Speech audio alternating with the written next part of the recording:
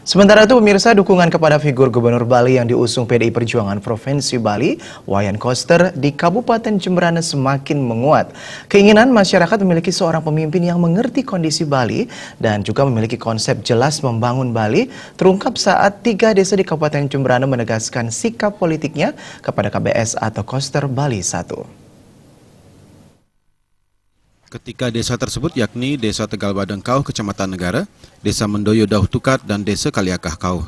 Di 3 desa tersebut, warga masyarakat telah sepakat dan menegaskan sikap politiknya mendukung sekaligus siap memenangkan Wayan Koster menjadi Gubernur Bali. Made Sudiana, salah seorang tokoh masyarakat di Desa Tegal Badeng Barat, wakili keramatnya menyatakan memilih Wayan Koster sebagai Gubernur Bali 2018-2023 dilatar belakangi sejumlah alasan. Di antaranya kinerja Wayan Koster selama 3 periode sebagai anggota legislatif di Jakarta sudah banyak membantu Kabupaten Jemberana lewat program-program revitalisasi desa adat dan kelompok kesenian. Pembangunan wantilan, pura dan sanggar kesenian merupakan sebagian bentuk perhatian Wayan Koster sebagai seorang anggota legislatif. Kesederhanaan beliau luar biasa.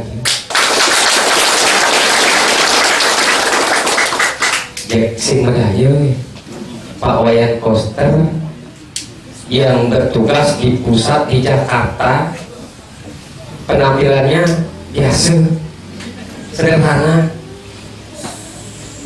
tapi beliau bisa menembus. Di balik semua itu ada pemikiran yang brilian. Ketua DPC PDI Perjuangan Kabupaten Jemberana, Made Kembang Hartawan, menyatakan pilihan politik warga masyarakat kepada figur Wayan Koster sangat tepat. Karena menurut Kembang Hartawan, Wayan Koster sudah banyak membantu Pemkab Jemberana melalui program-program pembangunan serta alokasi anggaran yang dibawa Koster dari beberapa kementerian. Kembang Hartawan menyadari dengan PAD Jemberana yang kecil, pembangunan di Bumi Mengkepung tidak akan dapat maksimal dijalankan. Namun Kembang Hartawan bersyukur masih memiliki Wayan Koster, seorang anggota DPR yang sangat peduli dan peka terhadap kebutuhan real rakyatnya. Pengalaman Wayan Koster selama 3 periode sebagai anggota DPR dan anggota Badan Anggaran telah membuktikan kinerja Wayan Koster sebagai seorang wakil rakyat.